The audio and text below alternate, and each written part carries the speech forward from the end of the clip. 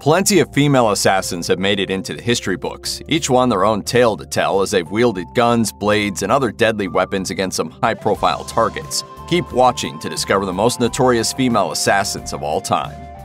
Born in New Jersey in 1936 and played by Lily Taylor in the film I Shot Andy Warhol, Valerie Solanas was terrifyingly intelligent and fearless from a young age. A rebellious teenager, she thrived in college, enrolling in a master's program in psychology. But she dropped out after a year, drawn to the 1960s New York City art scene. She then started writing. Her Scum manifesto extolled the virtues of a world without men, and her play Up Your Ass featured a savvy lesbian sex worker. She tried to convince Andy Warhol to produce her play, but he had other plans. So on June 3, 1968, Solanas waited for Warhol outside his studio, and when he arrived, she joined him in the elevator and shot him. Drew a weapon and fired and shot Mr. Warhol. And then with the gun, she exited by way of the elevator, and she's disappeared up to the present time. Warhol survived, but had to wear a surgical corset the rest of his life.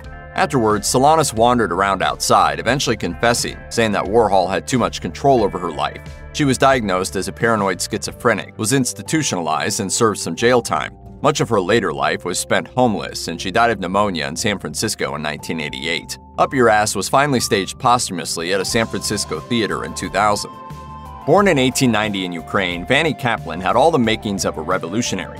Living in a world where the Russian government was on the verge of collapse, she spent her youth mingling with anarchist and socialist revolutionary groups. She was arrested for terrorism in 1906 and then spent a decade in Siberian labor camps. By 1917, Russia's Tsarist government fell apart and Kaplan was released, but she wasn't pleased with the world around her. A member of the Socialist Revolutionary Party, she favored the democratically elected Constituent Assembly, but Vladimir Lenin and the Bolsheviks felt otherwise, as they dissolved the Constituent Assembly, aimed for a Bolshevik dictatorship, and signed a treaty that gave in to German and Austro-Hungarian demands. Altogether, Kaplan saw Lenin as a danger to Russia. On August 30, 1918, she found him shortly after he'd given a speech at the Hammer and Sickle factory. She shot him 3 times, hitting him in the arm and neck, and he was whisked away to the Kremlin. Meanwhile, she was captured, then taken for 3 days of torture and interrogation. She stuck to her story that she acted alone, refusing to implicate any other socialist revolutionaries, and she was executed on September 3rd. The French Revolution was a bit of a mess, to say the least. It's also a mess that's been immortalized in art, and one of those pieces, The Death of Marat, comes with quite a story behind it. Jean-Paul Marat was a voice for the radical side of the French Revolution. He rejected much of the social order, calling for the complete fall of the aristocracy while refuting more moderate revolutionaries. He also saw himself as a martyr, and a martyr he would indeed become. Charlotte Corday was born into a once aristocratic family, and she came to hate all that Marat stood for. So she traveled to Paris, intending to kill him at the Bastille Day parade on July 14, 1793, only for the festivities to be cancelled. Undeterred, she managed to solicit an interview with him. On July 13, 1793, she found him in the bath, pulled a knife from her bodice, and stabbed him in the chest, killing him instantly. In the aftermath, Corday let the police arrest her, and she was guillotined 4 days later. Lynette Fromme was a member of the Manson family who achieved a fair bit of notoriety for her attempted assassination of President Gerald Ford. In 1967, a then 19-year-old Fromme hitchhiked to Venice, California, where she met Charles Manson and became a loyal follower of his. During his trial for the 1969 Tate LaBianca killings, she stood outside the courthouse with an X carved into her forehead and spent time in jail to protect him. And that wasn't the only jail time Fromme served. On September 5, 1975, she met Gerald Ford at Sacramento's Capitol Park to talk about the California redwoods. She brandished a loaded pistol in his face, which a Secret Service agent immediately grabbed from her. At her trial, she didn't cooperate with her own defense, pleading not guilty of attempted assassination on the grounds that the gun was loaded but not cocked. The cartridge had been intentionally ejected, and she'd apparently never intended to shoot. Nevertheless, she was convicted and sentenced to life in prison. She served 34 years and was released on parole in 2009, apparently still in love with Manson. And I know how that sounds to people who think he's the epitome of evil. It's no stretch to say that Gerald Ford had an eventful September 1975. Only 17 days after his encounter with Lynette Fromme, he was the target of another would-be assassin. That was Sarah Jane Moore, an unassuming 45-year-old woman whom the Secret Service had already evaluated, determining that she posed little threat. Nevertheless, on September 21st, she had her firearm confiscated on an illegal handgun charge. It wasn't enough. The next day, on September 22nd, Ford was leaving a World Affairs Council meeting at the St. Francis Hotel in San Francisco when Moore fired at him from 40 feet away. The first shot missed his head by 5 inches. Her second went astray when a bystander grabbed her arm before she could pull the trigger. The police apprehended her and Ford was unharmed. But it could have gone very differently. It's believed that Moore had been busy practicing her marksmanship. If she'd had her normal gun or her new one hadn't had a faulty sight, she likely would have had a clean headshot. She pleaded guilty, though she said she was only sorry for throwing away her own life. In 2007, she was released on parole and later explained her reasoning during a 2009 appearance on The Today Show, as she said, "The Vietnam War, I became immersed in it. We were saying the country needed to change. The only way it was going to change was a violent revolution. I genuinely thought that shooting Ford might trigger that new revolution in this country." We really truly thought there was going to be one. Would-be assassins can come from all walks of life. Violet Gibson, for example, was born a noble, her father being the Lord High Chancellor of Ireland between 1885 and 1905. She was even a debutante in the court of Queen Victoria at age 18. But things spiraled after the death of her brother. She lapsed into periods of extreme grief and was prone to bouts of hysteria. She had a nervous breakdown in 1922 and was committed to a mental asylum and declared insane. 2 years later, she moved to a Roman convent where she was obsessed with the ideas of martyrdom, convinced that God wanted her to kill someone. In 1925, she shot herself in the chest but survived, and then her obsession shifted to Benito Mussolini. On April 7, 1926, Gibson wore dark clothes as she headed to find Mussolini after he'd just given a speech on modern medicine. She carried a gun and a black veil and a bottle of poison, intending to glorify God with his death. As Mussolini walked through the nearby crowds, she jumped out and took 2 shots at him. The first grazed his nose, while the gun misfired on the second. Mussolini was entirely unconcerned, and the police escorted Gibson away.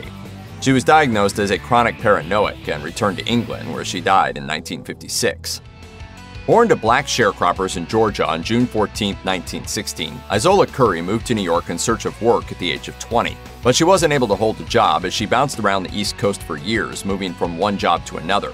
That probably had to do with the paranoid delusions that hounded her. Those same delusions also probably convinced her that the NAACP was a communist front keeping her from finding steady work. She even wrote to the FBI about her concerns, which began focusing on civil rights leaders, Martin Luther King Jr. in particular. On September 20, 1958, Curry walked into Bloomstein's department store in Harlem, armed with a steel letter opener and a loaded pistol in her bra. King was there signing copies of his book, and Curry plunged the letter opener into his chest. It was actually a bit of a miracle that he survived. She was arrested at the scene and was later deemed unfit to stand trial, diagnosed with paranoid schizophrenia and an IQ of about 70. She was committed to a hospital for the criminally insane and moved around institutions for the next 50 years, dying in a nursing home in 2015. The 1972 attack at the Munich Olympics perpetrated by the Palestinian terrorist group Black September resulted in the killing of 11 Israeli athletes. Mossad, Israel's national intelligence agency, wouldn't let that go unpunished as they launched Operation Wrath of God to eliminate those behind the Munich massacre, a mission that was dramatized in the 2005 film Munich. Undercover agents tracked down Ali Hassan Salameh, the chief of operations for Black September in Beirut, Lebanon. On January 22, 1979, Erika Chambers, a Mossad agent posing as Penelope, set off the bomb that killed Salameh, his bodyguards, and a bunch of innocent bystanders. Then she completely fell off the map. The truth about Chambers remains shrouded in mystery. It's most likely that she was a British citizen, attractive to Mossad for her non-Jewish name and appearance. Then again, fake papers are common in the world of espionage, so it's hard to say for sure. Chambers' parents know nothing, and her brother has refused to answer questions.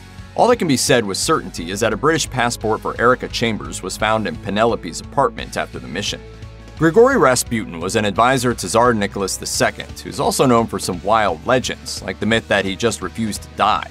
Part of that myth comes from his assassination. He might have ingested a bunch of cyanide to little ill effect and survived 2 point-blank gunshots and then fought against his attacker. He finally died from a shot to the head. This was all in addition to multiple stab wounds. The other part of the Rasputin myth comes from an earlier, less successful assassination attempt. Khioniya Guseva was a Russian peasant who had her eye on Rasputin. When he arrived in his hometown to visit his family on June 16, 1914, she followed him. One day, shortly after he'd dined and was en route to reply to a telegram, she attacked him out of nowhere by driving a knife into his abdomen. She reportedly screamed, "I have killed the Antichrist." But she really hadn't. Rasputin was still very much alive. He ran off as Guseva kept chasing him through the streets until he beat her off with a stick. She turned herself in and was declared insane and then placed in an asylum. Killing Eve's Villanelle has earned legions of fans thrilled by her stylish deadliness, and she was actually inspired by a real-life assassin.